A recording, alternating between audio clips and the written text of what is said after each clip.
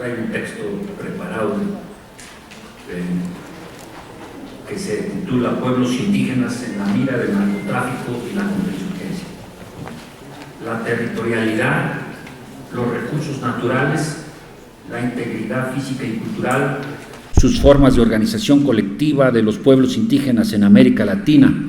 y en México en particular, son sitiados sistemática y permanentemente por las corporaciones del capitalismo neoliberal, dentro de las cuales incluyo al narcotráfico, y por las estrategias contrainsurgentes del imperialismo estadounidense. En este trabajo analizaré estas dos amenazas que se ciernen sobre el mundo indígena. El narcotráfico. Ante el desempleo generalizado en el mundo rural, la debacle del campo provocado en parte por los tratados de libre comercio que benefician a Estados Unidos y condenan a la miseria y al éxodo a los campesinos, muchas comunidades son penetradas por el crimen organizado para forzarlas o inducirlas al cultivo de la amapola o la marihuana en sus tierras, y jóvenes indígenas son reclutados para el transporte de la mercancía por las redes de los cárteles. Paralelamente, con el pretexto del combate contra el narcotráfico, extensas zonas indígenas son víctimas de operativos del ejército en un proceso creciente de militarización, teniendo lugar todo tipo de abusos y violentando sus derechos humanos y los que les corresponden como pueblos originarios. A esto se suman las labores contrainsurgentes de las Fuerzas Armadas en territorios indígenas que acarrean actividades lesivas para los pueblos de dos actores armados más, grupos paramilitares y guerrilleros. Colombia es un caso ilustrativo de esta situación en la que los indígenas se encuentran entre tres fuegos: militares, narcoparamilitares y guerrilleros. La etnia Nasa, en el norte del departamento del Cauca, por ejemplo, se ha visto forzada a poner en práctica una ordenanza para que su guardia indígena, armada solo con sus bastones adornados con colores vivos para ser vistos a larga distancia, expulse a los narcotraficantes de su territorio, dentro del cual operan las Fuerzas Armadas Revolucionarias de Colombia, organización con la cual también han negociado los NASA el cese del reclutamiento de sus jóvenes. En otros territorios colombianos se han dado desplazamiento de miles de indígenas huyendo del enfrentamiento entre el ejército y narcoparamilitares con guerrillas de las FARC y del Ejército de Liberación Nacional. En el caso de México han sido denunciados grupos del narco operando en zonas indígenas con mayor frecuencia en Michoacán, Jalisco, Sonora, Guerrero, Durango, Chihuahua, Oaxaca, Chiapas, Veracruz, y en las cárceles de estos estados se registran centenares de presos indígenas acusados por delitos contra la salud. Incluso se ha externado especial preocupación por índices de drogadicción creciente entre los propios pueblos, como en el caso de los rarámuris en Chihuahua. Se calcula que alrededor de 50,000 indígenas han sido víctimas de las redes del narco en al menos 60 comunidades del país. Así, se criminaliza a los pueblos indios, y en muchas regiones de nuestros países la lucha contra el narcotráfico encumbre una gran variedad de extorsiones e injusticias adicionales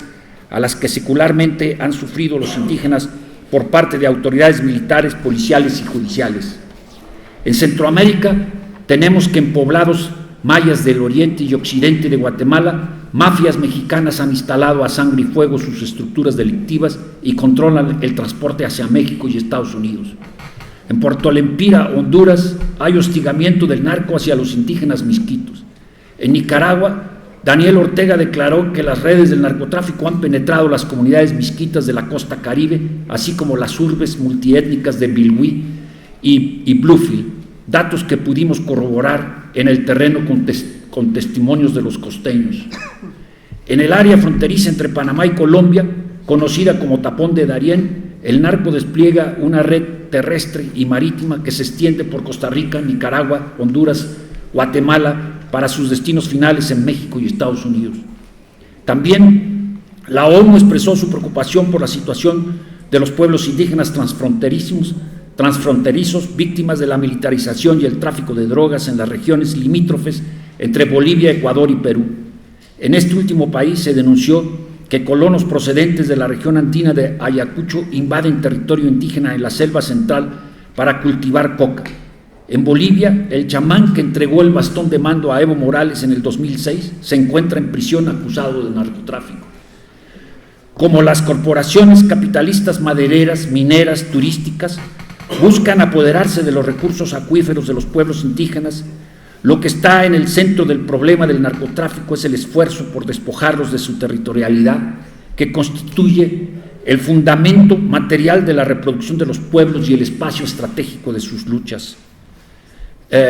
La finalidad del crimen organizado es expropiar a los indígenas de sus tierras, recursos, fuerza de trabajo, y a través de la criminalización que esto conlleva, facilitar las actividades del ejército en sus tareas represivas y contrainsurgentes, con el auxilio de los grupos paramilitares que con frecuencia operan como el brazo clandestino de las Fuerzas Armadas para las tareas de la guerra sucia. Desde luego que ello representa una problemática sumamente compleja, que en los hechos significa un conflicto permanente por la tierra mercancía y también por los recursos naturales, estratégicos y patrimonios culturales tangibles e intangibles de los pueblos indígenas, todos ellos considerados mercancías. La militarización con fines de lucha contra el narcotráfico no trae de ninguna manera una disminución de las actividades delictivas, como lo prueba el caso de extensas zonas de la República Mexicana bajo virtual ocupación militar. En el plano mundial, el caso de Afganistán es ilustrativo, ya que con la ocupación neocolonial de las Fuerzas Armadas de Estados Unidos y sus aliados, se intensifica a más del doble la siembra y el trasiego de drogas. El colega canadiense Michael Chudovsky, en su trabajo ¿Quién se beneficia del comercio del opio afgano?, afirma, y cito: en la trastienda de las drogas existen servicios de espionaje estadounidenses, empresas importantes e intereses financieros, y desde este punto de vista el control geopolítico y militar de la ruta de las drogas es tan estratégico como el de los oleoductos. El grueso de los beneficios asociados al comercio mundial de las drogas no se los apropian los grupos terroristas y los señores de la guerra. Resulta una amarga ironía que la presencia militar estadounidense ha servido para restablecer en lugar de erradicar el tráfico de drogas. En otras palabras, las agencias de inteligencia, las grandes empresas, los traficantes de drogas y el crimen organizado compiten por el control estratégico de las rutas de la heroína. Una gran parte de los multimillonarios beneficios de las drogas están depositados en el sistema bancario occidental. La mayoría de los grandes bancos internacionales y sus filiales en los paraísos fiscales extranjeros blanquean enormes cantidades de narcodólares. Acaba la cita. Desde hace varias décadas y en reiteradas ocasiones han sido denunciados los operativos de la Agencia Central de Inteligencia y otros organismos de inteligencia occidentales en el trasiego de drogas, con la finalidad de financiar sus gastos militares en Centroamérica, Vietnam y ahora en Afganistán. Recordemos la forma como la CIA cubrió sus gastos ocasionados por la contra nicaragüense a través del trasiego de droga en sus aviones sin supervisión alguna. El periodista Michael Gallant Smith sostiene acertadamente que el régimen de Estados Unidos aprovecha el narcotráfico para afianzar su dominio en el continente americano, en especial en América Latina. El aparato de propaganda del régimen estadounidense ha difundido en el orbe la imagen de que Estados Unidos es la víctima mundial del tráfico de estupefacientes, mientras las autoridades de ese país fingen combatirlo. ¿Cómo es que la nación más poderosa del mundo en el plano económico y militar es impotente para derrotar al narcotráfico? La respuesta es clara: el narcotráfico es aliado perfecto de Estados Unidos. El narcotráfico dota al régimen de Estados Unidos de un flexible mecanismo de control interno, da pretextos para presionar a otras naciones, en especial latinoamericanas, y fortalece la economía estadounidense al exportar inflación mediante lavado de dinero, decomisos ocasionales de narcóticos, arrestos espectaculares de jefes del narcotráfico, tiroteos con muertos, imágenes conmovedoras de jóvenes adictos y robos violentos relacionados con las drogas son solo parte del espectáculo con actores reales montados por la propaganda del régimen de Washington. La delincuencia organizada actual no es más que la cara clandestina del sistema capitalista neoliberal, con su violencia inherente, desbocada, psicópata y sin mediación política que la encubra. Esta rama empresarial es altamente rentable desde el punto de vista económico, tanto financieramente como a partir del hecho de que Estados Unidos es el principal proveedor de armas de los grupos del narco.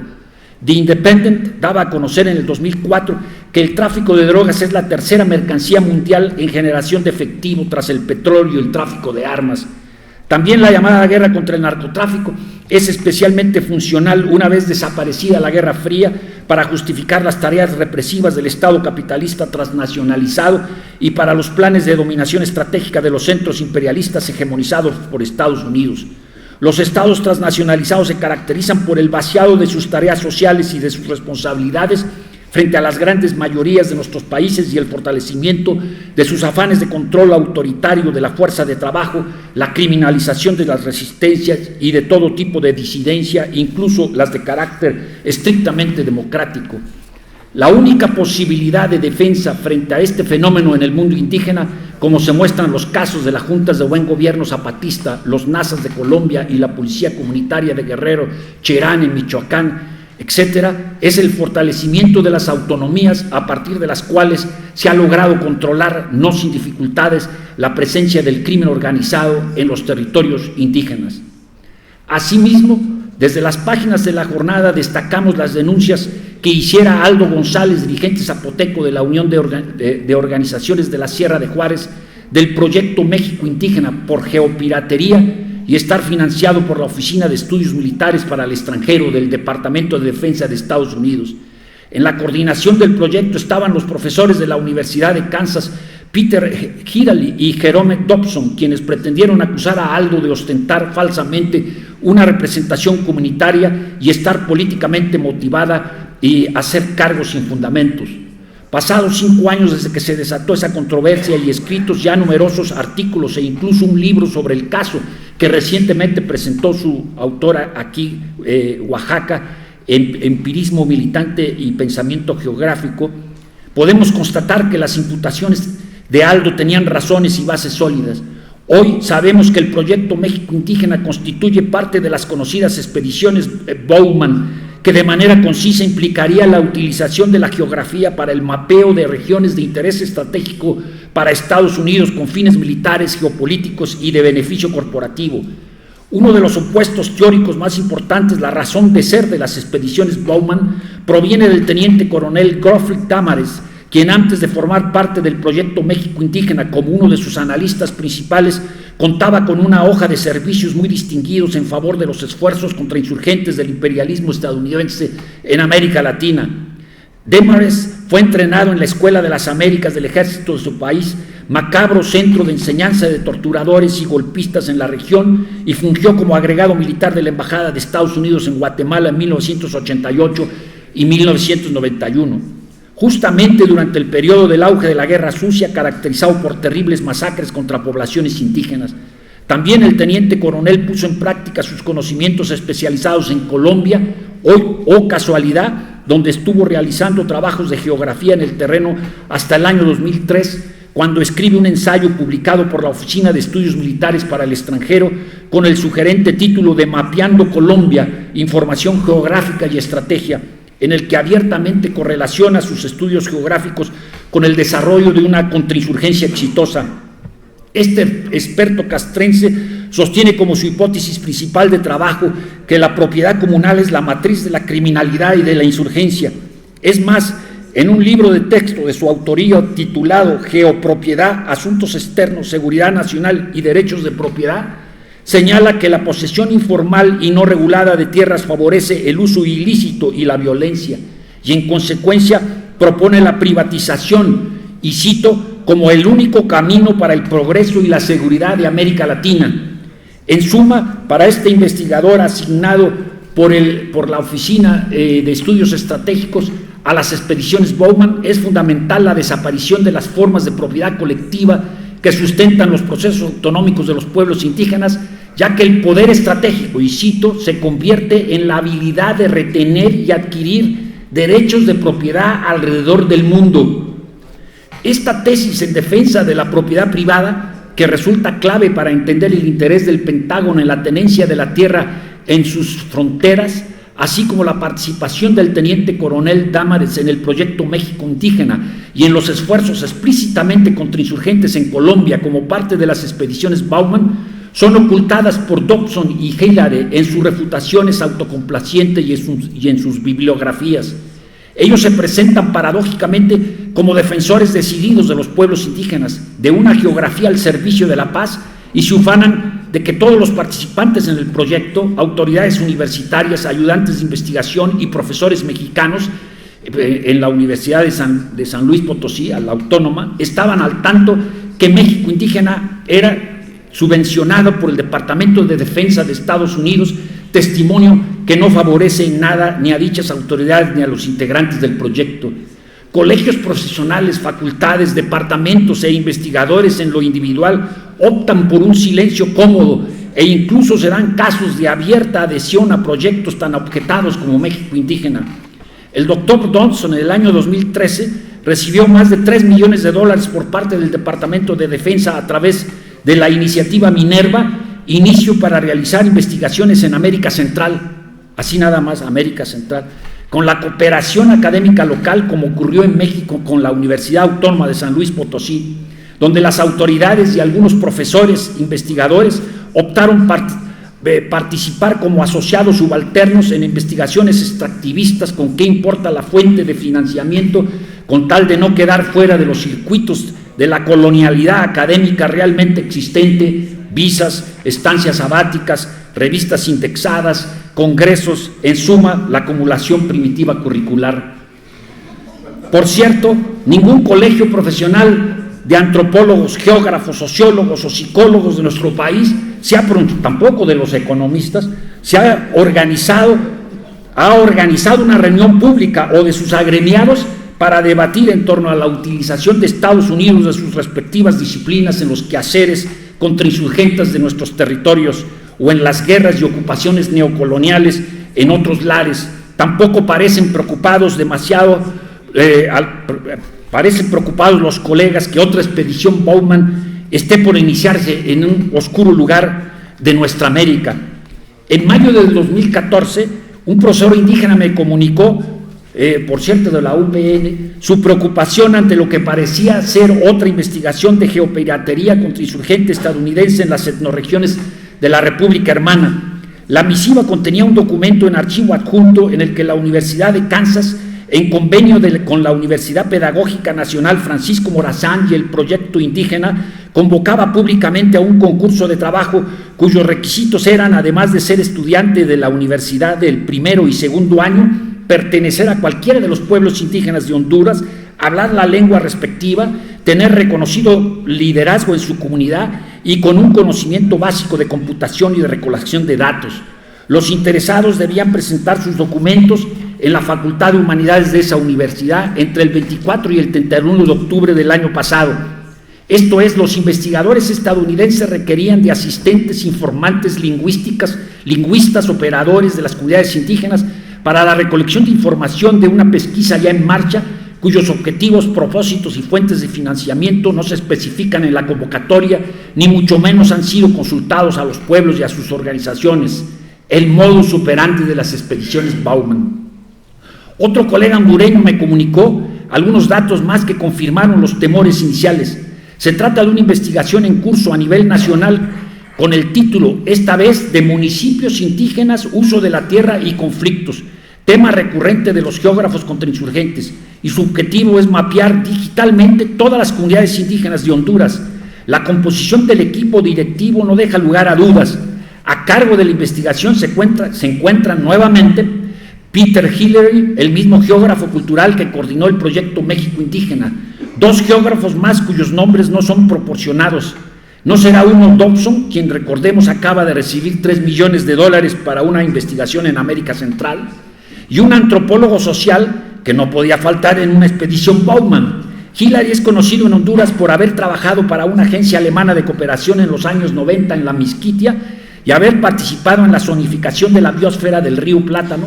y en opinión de nuestro colega tiene mucha influencia entre las organizaciones indígenas de la Mosquitia, en la medida que ya lo conocen y ha colaborado en el manejo de los recursos naturales. Lo que tal vez no es de dominio público en Honduras son las acusaciones fundadas que en México se han hecho al profesor Hillary por estar financiando recurrentemente por el Departamento de Defensa de Estados Unidos, específicamente por la Oficina de Estudios Militares Extranjeros con sede en Kansas, llevar a cabo investigaciones consideradas geopiratería y practicar una geografía cultural con objetivos finalmente contrainsurgente y de beneficio corporativo. Las fuentes en Honduras señalan que ciertos dirigentes indígenas, tahuacas y misquitos, se manifestaron en favor del proyecto y que incluso algunos de ellos fueron invitados en el 2013 a la Universidad de Kansas.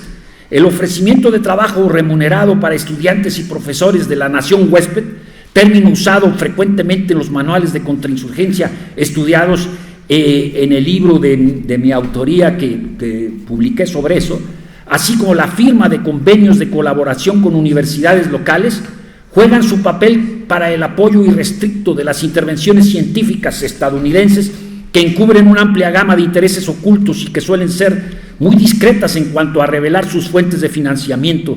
A su vez, las autoridades universitarias resultan por lo menos omisas en cuanto a un factor clave de todo este intercambio interinstitucional de cooperación académica y científica.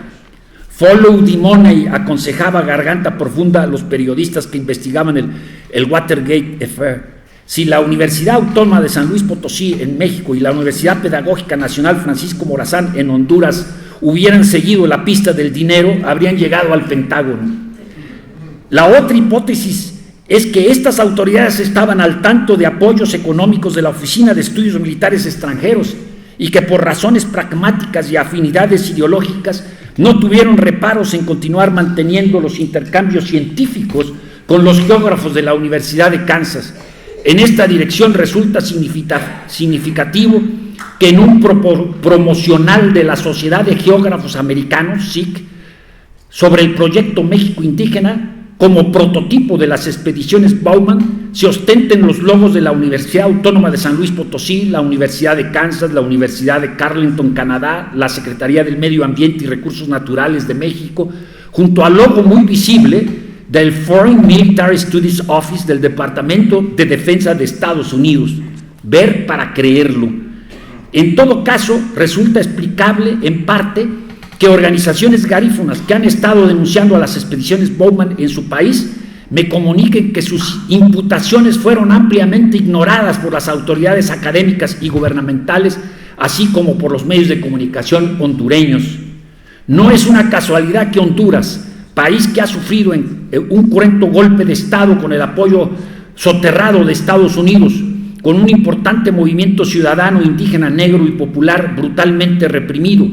con una cauda de muertos, desaparecidos, presos y torturados, y con al menos 8 bases militares estadounidenses y esclaves de inteligencia de ese país en su territorio, sea objeto de una expedición Bowman. Recordemos que los geógrafos contrainsurgentes aparecen en momentos de plena movilización, como por ejemplo en Oaxaca, cuando la Asamblea Popular de los pueblos de Oaxaca estaban en pleno apogeo. Con seguridad, los pueblos de Honduras, como los de México y otras partes de América Latina, sabrán responder a este extractivismo académico imperialista. Gracias.